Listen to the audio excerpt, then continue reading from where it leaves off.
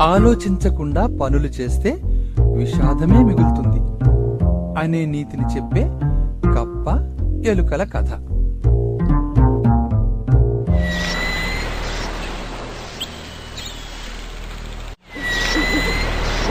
ఒక అడవిలో ఒక సరస్సు ఉంది.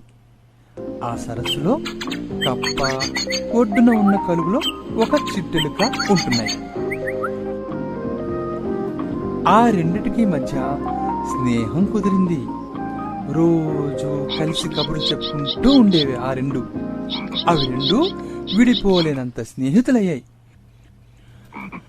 ఒకరేమో నీళ్లలో ఉండే జీవి, మరొకటి భూమి మీద కలుగులో ఉండే ప్రాణి. అవును కదా?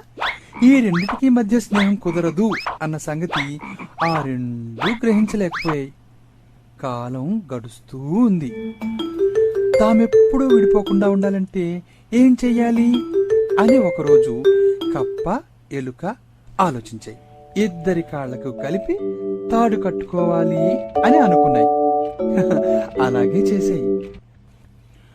తాడు కట్టుకున్న తర్వాత ఎలుక కలుగులోకి వెళ్ళిపోయింది. కప్ప బుడుంగుమని నీళ్లలో దూకింది. ఇంకేముంది? ఎలుక, కప్ప తాడు కట్టుకున్నాయి కదా, ఆ తాడు ఎలుకని లాక్కుంటూ నీళ్లలోకి తీసుకుపోయింది. అప్పుడు ఎలుక నీళ్లలో మునిగి చచ్చిపోయింది పాపం.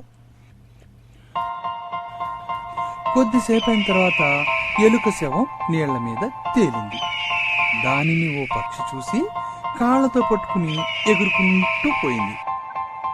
అప్పుడు కప్ప కూడా ఎలుకతో పాటు వెళ్ళిపోయింది.